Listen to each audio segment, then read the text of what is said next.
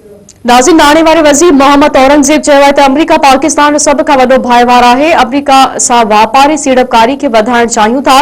पाकिस्तान ऐं अमरीका विच में कुझु मामलनि ते अञा ॻाल्हि ॿोलि थियणी आहे। वाशिंगटन में मीडिया सां ॻाल्हाईंदे मोहम्मद औरंगज़ेब चयो आहे त ट्रंप इंतज़ामिया सां वापारी ॻाल्हियूं मुस्बत ऐं तामीरी आहिनि। रोलड़े जो शिकार मामलनि खे हतमी शक्ल ॾियण ते ध्यानु ॾिनो वियो।